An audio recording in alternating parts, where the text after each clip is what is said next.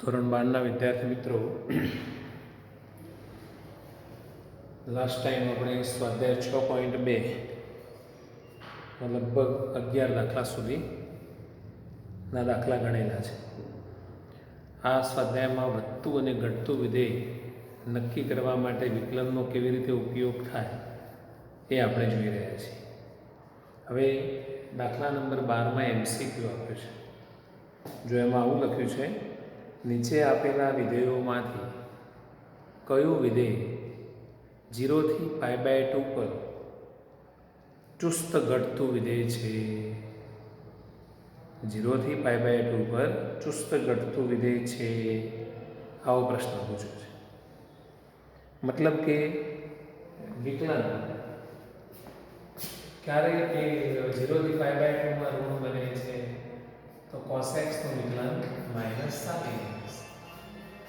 એમાં 0 થી π/2 માં sin x પ્લસ પણ આગળ માઇનસ છે, એટલે આ જ વિધેય ચુસ્ત ઘટતું વિધેય છે. હવે જો માનો કે તમને એમ થાય બીજો વિકલ્પ કેમ નહીં, તો બીજો વિકલ્પ છે cos 3x. મારે તમને સમજાવવું છે. આનું તમે વિકલન કરો f'(x) બરાબર -3sin 3x આવું. હવે આનું ચિહ્ન તમારે કઈ જગ્યાએ જોવાનું? તો એને કીધું તો x belongs to 0 થી π/2. તો અહીંયા sin 3x માટે 3x કયા ચરણમાં આવે એ જોવું પડે. તો 3x belongs to 0 થી 3π/2. એટલે 3x એ 0 થી 3π/2 પહેલા બીજા કે ત્રીજા ચરણમાં, જેમાં આનું ચિહ્ન કોઈ વાર પ્લસ એ બને છે, કોઈ વાર માઇનસ એ બને છે.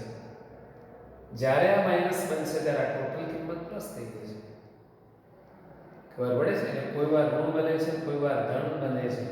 એટલે આ વિધેય વધે છે કે ઘટે છે એવું કહી શકાતું નથી. એટલે ધ્યાન રાખજો. બરાબર. એ જ પ્રમાણે ત્રીજા વિકલ્પમાં થાય છે અને ચોથા વિકલ્પમાં તો સવાલ નથી. tan વિધેય છે દરેક ચરણમાં વધે છે. ચલો હવે 13મો દાખલો. વિધેય f(x)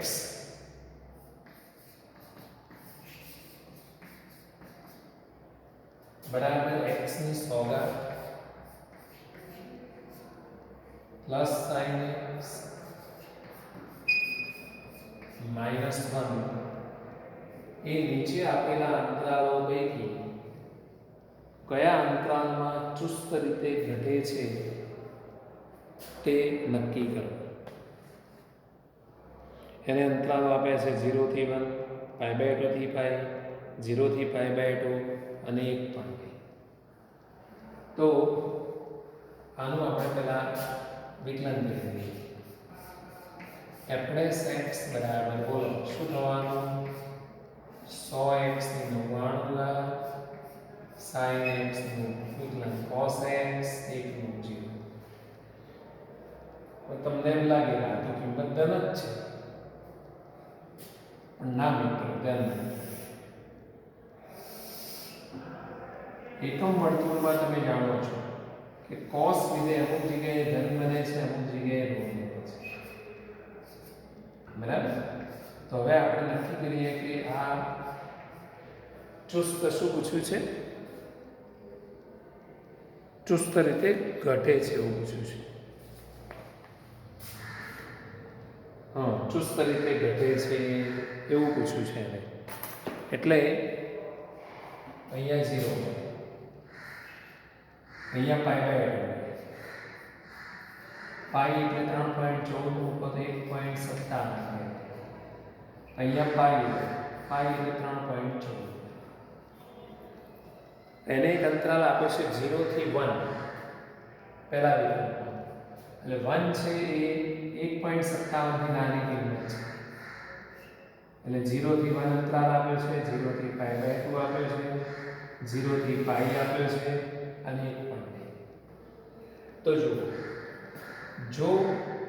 0 થી 1 પહેલા ચરણનો જ ભાગ છે, એટલે પહેલા ચરણમાં વિચારીએ, જો x belongs to 0 થી π/2 તો એ ધન જ બને,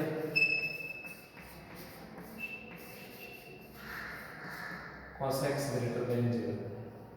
બરાબર, આ કિંમત પણ ધન જ થવાની, 0 થી π/2 ની વચ્ચે x છે એટલે 0 કરતા x મોટો છે એની 99 ઘાત કરવા એટલે એ ધન જ રહે, 100 એ ગુણો એટલે એ પણ ધન રહે, તો બે ધન કિંમતોનો સરવાળો ધન થઈ જાય.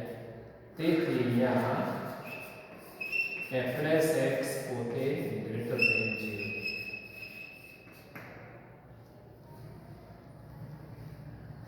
બરાબર, એટલે વિધેય કેવું બન્યું તમારું? ચુસ્ત વધતું બન્યું. મતલબ કે 0 થી π/2 માં ચુસ્ત રીતે વધે છે અને 0 થી વધવા પણ ચુસ્ત રીતે વધે જ છે, એટલે પહેલો અને બીજો વિકલ્પ ખોટો થઈ ગયો, ઘટતું નથી એટલે ઘટતા માટે પૂછ્યું છે. ચલો હવે ત્રીજો વિકલ્પ લીધો છે, π/2 થી એક વિકલ્પ એવો છે, ભલે નંબર આગળ હોય, π/2 થી π છે. જો x is belongs to π/2 થી π લઈએ તો cos x પોતે ઋણ બને,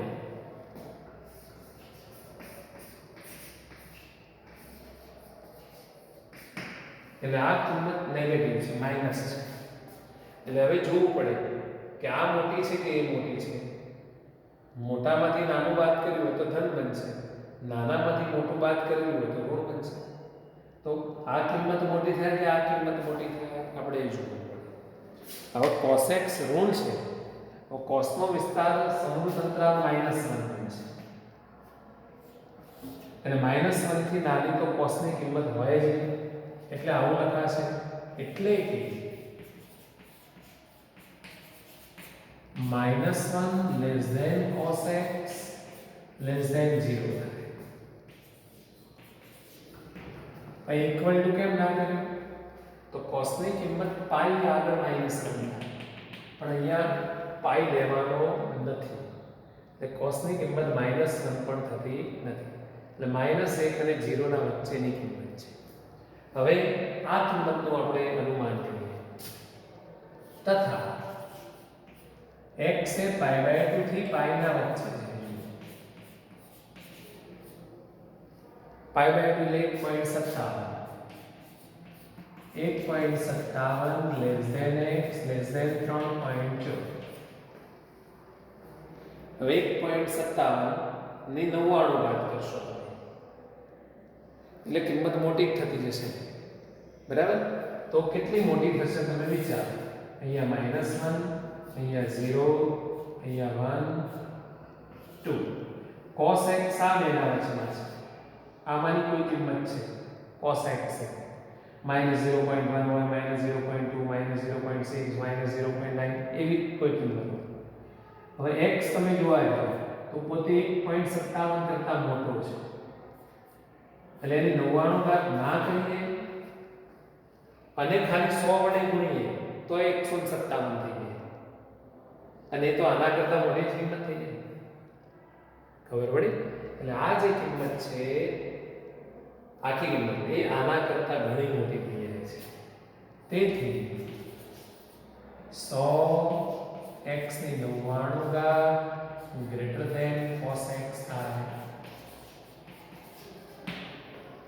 એટલે આ મૂલ્ય ઋણ છે પણ ખૂબ નાનું છે આના કરતા, એટલે આ જે ટોટલ કિંમત છે ધન જ બનવાની.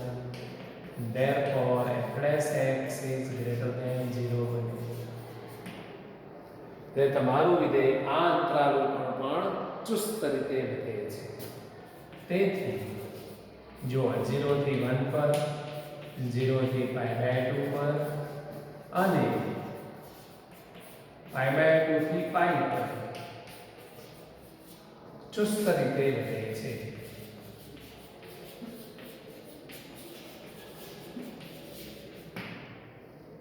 માટે અહીંયા તમારો જવાબ આવશે ડી. એક પણ અંતરાલ ઉપર ઘટતું વિધેય અહીંયા બનતું નથી, એને જે આપ્યા છે એમાં એકે ઉપર ચુસ્ત રીતે ઘટતું બનતું નથી, ચુસ્ત રીતે વધે જ છે.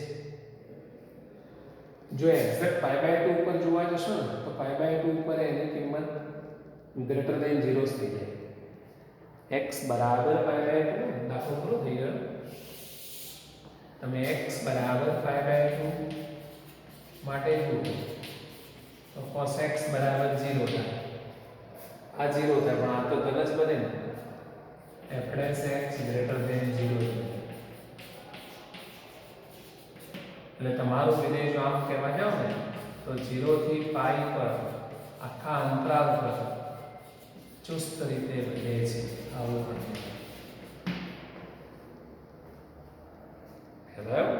તો પરીક્ષામાં એવું પૂછવું હોય તો પૂછાય કે સાબિત કરો કે આ વિધેય આ અંતરાલ પર ચુસ્ત રીતે વધે છે. તો આ જ કામ કરવાનું છે. ઓકે, તો સારા અક્ષરે લખી અને પછી નવા દાખલા માટે તૈયાર થઈ જાઓ. તો 14મો દાખલો. એની નાનામાં નાની કઈ કિંમત માટે વિધેય f(x) બરાબર x² + ax + 1 એ અંતરાલ 1 2 પર ચુસ્ત રીતે વધે છે. અંતરાલ 1 2 પર એનો મતલબ કે x ની કિંમત 1 2 માંથી લેવાની. એને જે આપ્યો છે પ્રદેશ આપ્યો કહેવાય. 1 2 પર ચુસ્ત રીતે વધે છે તો x belongs to 1 2. આવું લખાય. ચાલો હવે આનું વિકલન તો કરી દઈએ. f+x બરાબર 2x + a. હવે આમાં બે અજ્ઞાત કિંમતો છે x અને a. એમાંથી તમારે a શોધવાનો છે. તો x વિશે જો કોઈ જાણકારી હોય તો એનો ઉપયોગ કરી લઈએ પહેલા. આ છે ને, તો અહીં x belongs to સમરૂપ અંતરાલ 1 2 છે. એને આપણે અસમદાસ સ્વરૂપે કેવી રીતે લખી શકીએ? 1 less or equal to x less or equal to 2. હવે અહીંયા તમારે f'(x) લાવવાનું છે. મતલબ કે 2x + a લાવવાનું છે. તો 2 વડે ગુણી નાખો.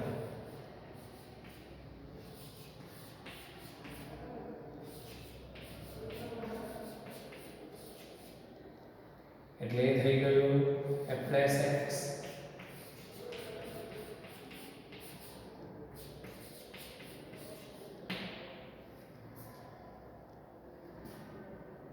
વાત મેં એક સેલ થાવ બે ભેગું લખી. પહેલા 2 વડે ગુણી નાખો. 2 ભેગું લખવામાં ભૂલ થઈ ગઈ. હવે એ ઉમેરજો.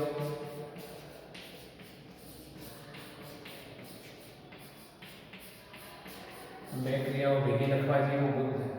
કચરો એ વાળવાનું પોતું કરવાનું બે કામ સાથે કરીએ તો રહી જવાની બીક લાગે. તો કચરો વાળવા દઈ જાય તો પોતું કરતા દઈ જાય. ચાલો આવું થઈ ગયું f'(x). હવે f'(x) ને ગ્રેટર દેન 0 બનવાનું છે. ધ્યાન રાખજો. રકમની ભૂલ પકડી પાડજો તમે. ચુસ્ત રીતે વધે છે એવું પૂછ્યું. મતલબ શું કરવું પડે? f'(x) ગ્રેટર દેન 0 બનાવવું પડે અને વધે છે એવું સાબિત કરવાનું. તો f'(x) greater than equal to 0. બરાબર, રકમની ભૂલ હમણાં તમને મળી જશે. હવે જો f'(x) ને ધન બનાવવું હોય તો આને ધન બનવું પડે. આ ધન બને તો f'(x) એનાથી મોટો છે તો ઓટોમેટિકલી ધન બની જાય. એટલે જો 2 + a હું જો એટલું ગ્રેટર દેન 0 લઉં તો શું થાય? તો આ 0 થી મોટી કિંમત છે, 0 નથી. સમજો, આપણે આવું લીધું છે. આપણે જાતે લેવાનું છે, આપણે વિચારી લેવું પડે. આ 0 થી મોટી કિંમત લઈએ તો આ પણ 0 થી મોટી કિંમત થાય. f'(x) ગ્રેટર દેન 0 થાય. એટલે તમારું વિધેય ચુસ્ત વધતું વિધેય બની જાય. જો a is greater than -2 તો f ચુસ્ત રીતે વધે છે એવું તમે કહી શકો? હા, કહી શકો. પણ એને પ્રશ્ન એવો પૂછ્યો છે કે એની નાનામાં નાની કિંમત તમે શોધી લાવો.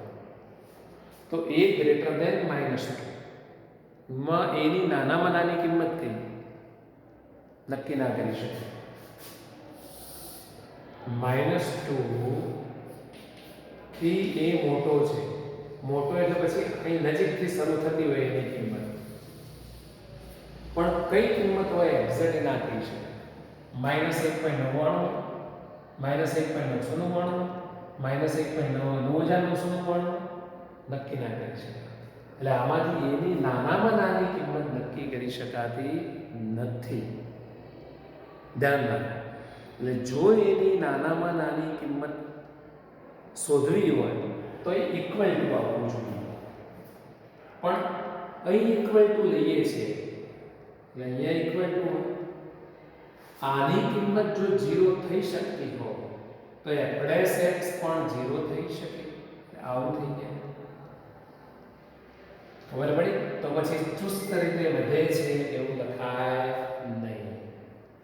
તો એની નાનામાં નાની કિંમત -2 છે જેના માટે વિધેય વધે છે, ચુસ્ત રીતે વધે છે એવું કહી શકાય નહીં. એટલે આ રકમ પ્રમાણે ચાલીએ છીએ તો એની નાનામાં નાની કિંમત -2 છે જેના માટે f વધે છે. બસ એટલું જ. એટલે જો તમે સંવૃત અંતરાલ રાખતા હોય તો રકમમાંથી આવો સુધારો કરી દેવો પડે. પણ જો રકમ આવી હોય x² + ax + 1 x belongs to વિવૃત અંતરાલ 1. જો અંતરાલ સુધારશો તો એ ચુસ્ત રીતે વધે છે લખી શકશો. કેમ? તો જુઓ ત્યાં આવું આવશે. સીધું આટલે જ લઈ લો. 2 + a f (x) <4). આવું અહીં ઇક્વલ ટુ નહીં આવે. એટલે પછી આપણે લખી શકીએ કે જો 2 + a greater than equal to 0 તો પણ f x તો માત્ર greater than 0 થાય. આ x માં 0 થઈ જાય, અહીંયા 0 મૂકી પણ દો તો ઇક્વલ ટુ નથી જોવું. એટલે f x greater than 0 થઈ જાય. એટલે જો a greater than equal to -2 તો f ચુસ્ત રીતે વધે છે. તો એની નાનામાં નાની કિંમત -2 છે જેના માટે વિધેય ચુસ્ત રીતે વધે છે. તમારો જવાબ આવી જાય. એટલે અહીંયા વિવૃત અંતરાલ હશે તો ચુસ્ત રીતે વધે છે એવું આવી જશે. સંવૃત હશે તો ખાલી વધે છે એવું તમારે લખવું. બોલો, સમજાઈ ગઈ આખો કોન્સેપ્ટ શું છે? હવે આવું ઘટવા માટે પણ પૂછી શકે. આ વિધેય ક્યારે ઘટે છે અથવા ચુસ્ત રીતે ઘટે છે? તો ઘટવા માટે શું કરવું પડે? આ છેડો લેવાનો, આને < ≤ 0 લઈ લેવાનો. આ રૂમ હોય એટલે ઓટોમેટિક આ રૂમ બની જાય. બરાબર? એટલે એવું કદાચ પરીક્ષામાં દાખલો પૂછાય તો આવું લેવાનું. એટલે a < (-4) એમાં એની મોટામાં મોટી કિંમત -4 છે જેના માટે તમારું વિધેય ચુસ્ત રીતે ઘટે છે અથવા સંવૃત અંતરાલ હોય તો ઘટે છે. બરાબર? જુઓ કેટલું બધું વિચારવાનું આવે છે અને તમે વિચાર તો શીખો એ જ શિક્ષણનો મુખ્ય આશય છે. આપણે કે દાખલા ગણીએ અને જીવનની બધી સમસ્યાઓ સોલ્વ થઈ જાય એવું નહીં. આની મદદથી આપણી વિચાર શક્તિને ખીલવવાની છે, વિઝનને ખીલવવાનું છે. તો હવે આપણે જોઈશું આગળનો દાખલો. 15મો અગત્યનો દાખલો છે. જો રકમ વાંચું છું. જો i કોઈ વિવૃત અંતરાલ હોય અને i છેદ સંવૃત અંતરાલ -1 1 બરાબર 5 હોય તો સાબિત કરો કે fx બરાબર x plus 1/x A I પર ચુસ્ત વધતું વિધેય છે. જુઓ તો fx બરાબર x plus 1/x x belongs to I શું છે તમે વાંચી લો. ચાલો હું આનું વિકલન કરી દઉં. x નું 1 પેલાનું -1/x. ચાલો આને એક આ ધન બને છે ઋણ બને છે એ આપણે ચેક કરીએ. તો એનો આધાર છે x ઉપર. x આમાંથી લીધો છે I માંથી. હવે એને કીધું છે કે I એક વિવૃત અંતરાલ છે. ધન હું અહીંયા લખું ખાલી I એક વિવૃત અંતરાલ છે એટલે આમ આવું અંતરાલ છે. એમાં કઈ કિંમતો છે ખબર નથી પણ એને એવું કીધું છે I નો આની સાથેનો છેદ ગણ ખાલી ગણ છે એટલે I ને કઈ જગ્યાએ મૂકવાનું. જોજો હું આમ મૂકું તો ચાલે એ આમ મૂકું તો ના ચાલે. છેદ ગણ ખાલી ગણ ના થાય. અહીં મૂકું તો ના આમ મૂકું તો મને કઈ મૂકાતો જ નહીં. શું કરશો? હા તો ખબર પડી ગઈ. I ને કાં તો આ બાજુ મુકાય કાં તો આ બાજુ મુકાય. એટલે સમજી લો કે I અહીંયા આવે છે એવું આપણે સમજીએ. અથવા I આ બાજુ પણ I ને આથી બિલકુલ નજીકમાં મૂકવો હોય તો મુકાય. એ વિવૃત અંતરાલ છે પણ છેદ ગણ બંનેનો ખાલી ગણ લેવો જોઈએ. બંનેમાં કોમન કિંમત એ કઈ ના આવી જોઈએ. તો જો હવે એને કીધું છે પ્રમાણે x belongs to I તથા I છે સંવૃત અંતરાલ -1 બરાબર 5 છે અને એમાંથી પછી તમારે x લેવાનો એટલે કે x કાં તો આ બાજુથી આવશે કાં તો આ બાજુથી આવશે. એટલે આપણે આવું કહી શકીએ x કાં તો -1 થી નાનો હશે અથવા x 1 થી મોટો હશે. ઇક્વલ ટુ પણ ના આવે. x -1 પણ ના થઈ શકે. ચલો હવે આપણે જરૂર છે x² ની તો આનો વર્ગ કરશો. બંને બાજુ ઋણ કિંમત છે એટલે વર્ગ કરશો એટલે સમતા બદલાઈ જશે. x² is greater than 1 અથવા x² is greater than 1 બંને બાજુ ધન કિંમત છે એટલે વર્ગ કરવાથી કોઈ ફરક નહીં પડે. ચલો એકનું એક વાક્ય અથવાથી જોડી બે વખત લખવાની જરૂર નથી. મમ્મી મને ભૂખ લાગી છે અથવા મમ્મી મને ભૂખ લાગી છે એવું બોલજો એટલે મમ્મી કહી જ દે છે કે એકની એક વસ્તુ બે વખત શું કામ બોલે છે. એક જ વખત બોલ ને એનો મતલબ મમ્મીને ખબર છે P અથવા P બરાબર P થાય. સ્વયંઘાતી નિયમ. x² ગ્રેટર ધેન તો x² પોતે 1 થી નાનો છે અરે સોરી 1 થી મોટો છે. મારે 1/x² ની જરૂર છે તો વ્યસ્ત કરવાની પાછી અસંખ્ય બદલી ગયા. તો આ જે કિંમત છે 1 કરતા નાની છે. મોટામાંથી નાનું બાદ કર્યું છે એટલે સમીકરણ 1 પરથી શું કહી શકશો f'(x) is greater than 0. હા ને એક મોટો છે આ નાનું છે મોટામાંથી નાનું અને એનો મતલબ થશે I પર વિધેય ચુસ્ત રીતે વધે છે. તો નીચે લખી દો I પર વિધેય f ચુસ્ત રીતે વધે છે. 16મો દાખલો. સાબિત કરો કે fx બરાબર log sin x એ 0 થી π/2 પર ચુસ્ત રીતે વધતું વિધેય છે તથા π/2 થી π પર ચુસ્ત રીતે ઘટતું વિધેય છે. સિમ્પલ દાખલો છે. શું કરશો તો એનું વિકલન f+x બરાબર ચલો log sin x નું વિકલન 1 sin x, sin x નું વિકલન cos x, શું થઈ ગયું cot x.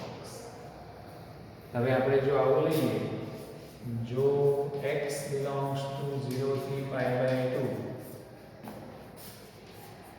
હોય, મતલબ કે પહેલું ચરણ હોય, આ ધન જ બનવાનું છે, તો f dash x greater than 0 બને. તેથી 0 થી pi by 2 પર f એટલે મતલબ આપેલું છે એવી રીતે ચુસ્ત રીતે વધતું વિધેય છે.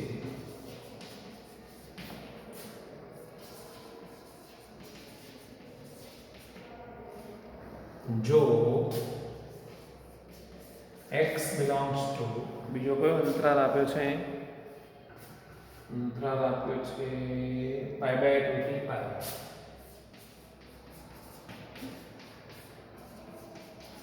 મતલબ કે બીજું ચરણ, બીજા ચરણમાં કોટ કેવું હોય?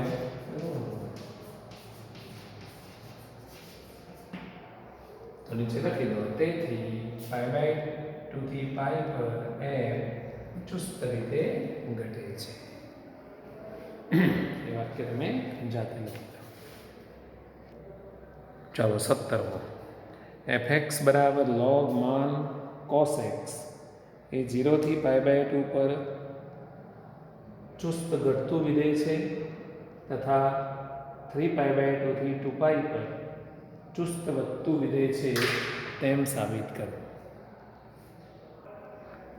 તો અહીંયા આપણે પહેલા અંતરાલનો ઉપયોગ કરવો પડશે આ માનાંક છોડવા માટે. બરાબર, તો આપણે પહેલાથી અંતરાલ લેવો પડશે. જો x belongs to 0 to pi by 2 હોય, પહેલા ચરણમાં cos ધન છે એટલે માન cos x બરાબર cos x થઈ જશે. ચલો એનું વિકલન કરો, f dash x બરાબર 1 upon cos x, cos x નું વિકલન minus sin x બરાબર minus tan x. તો પહેલું ચરણ છે, પહેલા ચરણમાં tan તો ધન જ હોય, પણ આગળ ઋણ ચિહ્ન આવે છે, ધન ગુણ્યા ઋણ નેગેટિવ થઈ જશે. તો 0 થી pi by 2 પર f ચુસ્ત રીતે વધે છે. પછી તમે 3 pi by 2 થી 2 pi લો, તેમાં શું બનશે? log માન cos x તો log x જ થઈ જશે, એનું વિકલન પણ આ જ થઈ જશે. પણ ચોથા ચરણમાં tan ઋણ છે એટલે ચોથા ચરણમાં ઋણ ઇન્ટુ ઋણ એટલે ગ્રેટર ધેન 0 લખી દેવાનું છે. બરાબર, તો એ તમે જાતે 3 pi by 2 થી 2 pi માટે લખી દો. જો હવે 18મો દાખલો જોઈએ. સાબિત કરો કે x³ minus 3x² plus 3x minus 100 એ r પર વધતું વિધેય છે.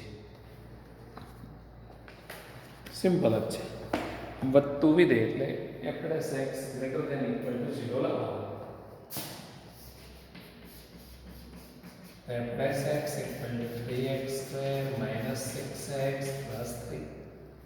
પહેલું તો 0 લઈએ, 3 કોમન કાઢ લો, સ્ક્વેર માઇનસ 2x પ્લસ 1 આ પૂર્ણ વર્ગ ડાબી બની ગઈ x માઇનસ 1 નો વર્ગ. હવે વર્ગ છે એટલે ઋણ તો બને નહીં, ધન બને 0 એ બને. x ઇક્વલ ટુ 1 લઈએ તો 0 પણ બને અને એના સિવાયની કિંમતો લઈએ તો ધન બને. બરાબર, દરેક કિંમત બને. ધેરફોર f એ બોલો કેવું છે? r પર વધતું વિધેય છે. સમજ પડી ગઈ? વર્ગ છે એટલે ઋણ બનવાનો સવાલ નથી, ધન બને અને 0 બને એ 0 માટે જોવું પડે. જો એમ કેમ કે એક સિવાયની કિંમતો માટે તો માત્ર ગ્રેટર ધેન 0 આવે. હવે જોઈએ 19મો દાખલો, MCQ છે, એમાં ઓપ્શન આપણને આપેલા છે. fx equal to x² e raised to minus x. આ વિધેય નીચે આપેલા અંતરાલો પૈકી કયા અંતરાલમાં વધતું વિધેય છે?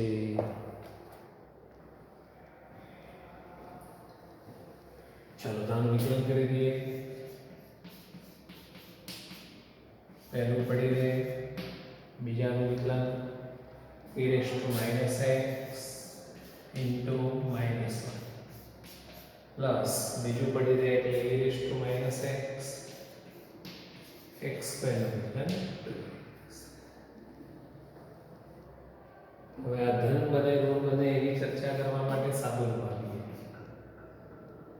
એક x કોમન લઈ લઈએ, બરાબર, અને e⁻x પણ કોમન લઈ લઈએ.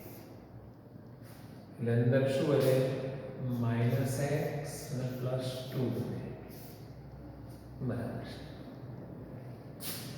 એટલે e⁻x into x into 2 - x આવું બને. હવે આમાં જુઓ, આ ઘાતાંકીય વિધેય છે, એ હંમેશા ધન જ બને. x ની ગમે તે કિંમત મૂકો, ભલે ઉપર ઘાત ઋણ છે, પણ માનો કે e ની ઘાતમાં -3 હોય તો 1/e ની 3 ઘાત થઈ જાય. અને e એટલે 2.71 2.7 ની 3 ઘાત, એટલે ધન જ બને. ભલે મૂલ્ય નાનું બને પણ ઋણ તો બને જ નહીં. એટલે આ બે ઉપર આધાર છે. એટલે જો તમે f'(x) = 0 લેશો તો તમને બે કિંમતો મળશે, x = 0 અને x = 2. હવે 0 થી નાની કિંમત આપણે લઈએ અને આમાં મૂકીએ. માનો કે -1 લઈને મૂકીએ તો -1 એટલે ઋણ, પેલું ધન થઈ જાય. એટલે અહીંયા f'(x) ઋણ બને, <0 0 થી 2 ના વચ્ચેની કિંમત લઈએ, 1 લઈએ, 1 એટલે ધન બનશે. અહીંયા f'(x) ધન બનશે. અને 2 થી મોટી કિંમત લઈએ તો 2 થી મોટી કિંમત લેશો એટલે આ ઋણ બનશે અને આ ધન બનશે, એટલે ઋણ બનશે. એટલે 0 થી 2 ના વચ્ચેની કિંમત જો લઈએ છીએ તો f'(x) <0.